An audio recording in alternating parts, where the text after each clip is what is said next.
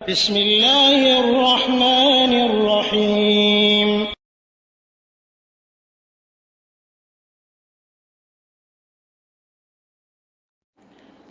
আসসালামু আলাইকুম রহমতুল্লাহ বরকাতুহ। আর একদিনই ভাই জানতে চেয়েছেন আবু হানিফার ফজিলতে এবং ইমাম শাফিকে ডাউন করে হানাফিদের যে একটা জাল করা হাদিস রয়েছে, যেমন হাদিসটি হলো ইয়াকুনু ফি উম্মতি রাজুলুন ইউকালু লাহু মুহাম্মদ ইবনে ইদ্রিস আদাররু আলা উম্মতি মিন ইবলিস ওয়া ইয়াকুনু ফি উম্মতি রাজুলুন ইউকালু আবু হানিফাতা হুয়া সিরাজ উম্মতি। আমার উম্মতের মধ্যে একজন ব্যক্তি আবির্ভূত হবে যাকে মুহাম্মদ বিন ইদ্রিস অর্থাৎ শাফি বলা হবে, সে আমার উম্মতের জন্য ইবলিসের চেয়েও ক্ষতিকর। নাউজুবিল্লাহ। পক্ষান্তরে আমার উম্মতের মধ্যে আরেকজন ব্যক্তি হবে, তাকে বলা হবে আবু হানিফা, সে হলো আমার উম্মতের প্রদীপ, চেরাগ। তো দিনী ভাইয়ের জিজ্ঞাসা যে এই জাল হাদিসটি কোথায় পাওয়া যাবে? এই জাল হাদিসটি জাল হাদিসের কিতাবাদিতে পাওয়া যাবে।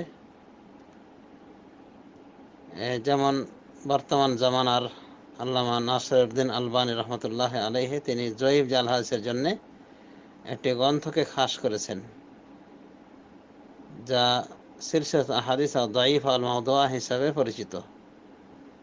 তো সিলসিলা দাঈফা মাওদুআর 2 নম্বর খণ্ড 42 পৃষ্ঠা, হাদিস নম্বর 570, এখানে এটা উল্লেখ রয়েছে। আর প্রাচীনতম মুহাদ্দিসিনদের কিতাবের ভিতরে দেখতে পাবেন বিভিন্ন কিতাব, যেমন ইবনে হিব্বানের কিতাবুল মাজরুহিন, আদ-দুআফা লিল আসবাহানি, আরও বিভিন্ন জাল হাদিসের গ্রন্থ, সেখানে এই হাদিস সম্পর্কে বিস্তারিত বর্ণনা করা হয়েছে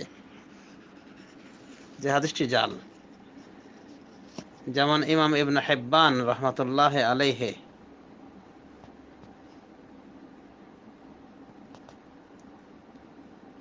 তাকে তার মাজরুহিন কিতাবে উল্লেখ করেছেন। ইমাম আসবাহানি তার কিতাব আদ-দুআফায় উল্লেখ করেছেন।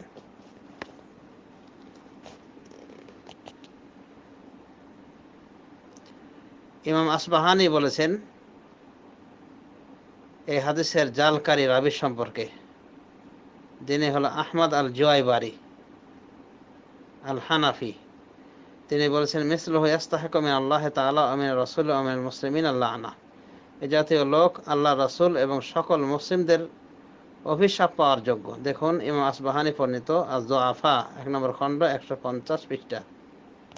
ইবনে হিব্বান বলেন, যে ব্যক্তি সতর্কীকরণ ছাড়া এসব হাদিস বা তার কিছু মানুষকে শুনিয়ে বেড়াবে, তাকে আলেমদের কাতারে উল্লেখ না করা ওয়াজিব।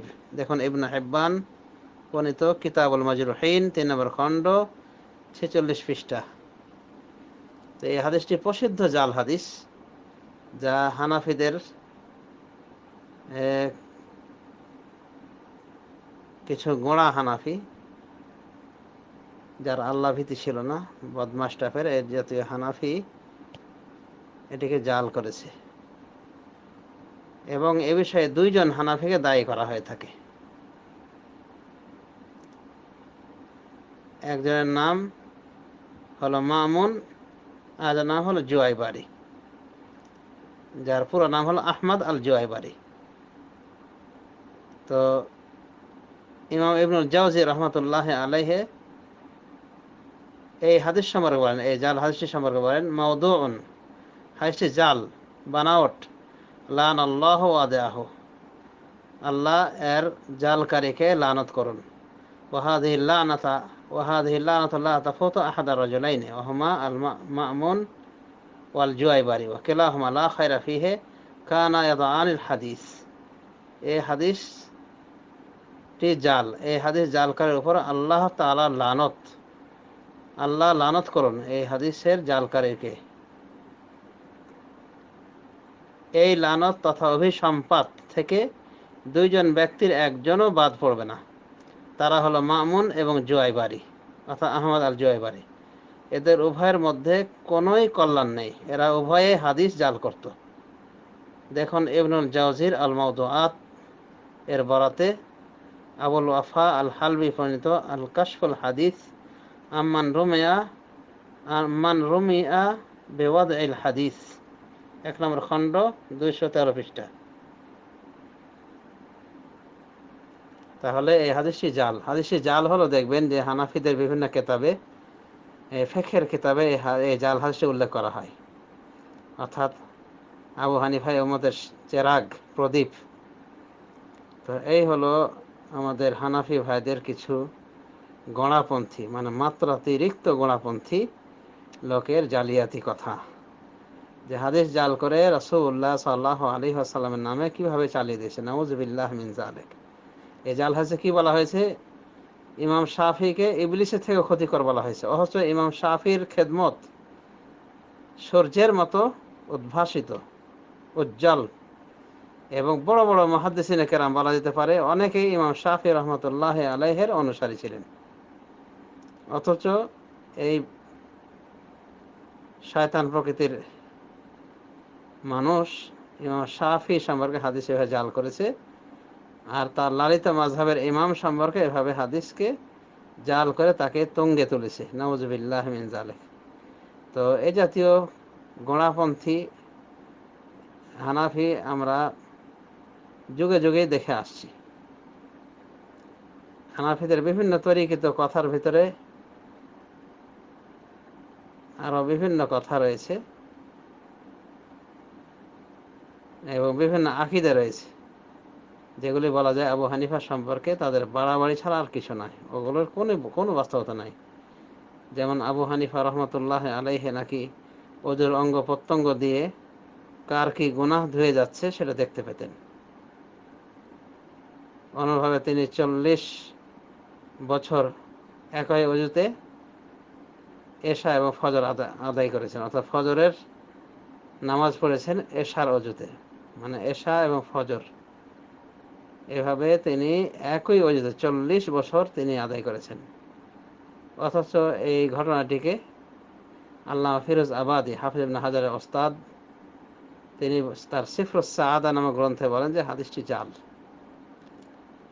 এই ঘটনাটি জাল, অর্থাৎ আবু হানিফার সম্পর্কে এটা মিথ্যা রটানো হয়েছে যে উনি 40 বছর একই অজুতে এশা এবং ফজর পড়েছেন।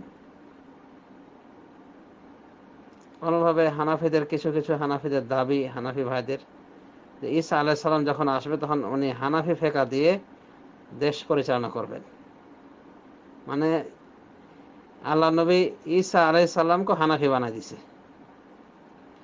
এইভাবে হানাফি মাযহাবের অনেক গোড়ামি আমরা লক্ষ্য করে দেখি। এখনো তারা মনে করে যে তাদের মাযহাবের ভিতরে যা কিছু আছে সব সহিহ হাদিস সম্মত, মানে জাল হাদিস সম্মত হলো ওটাকে ওরা সহি করার চেষ্টা করে।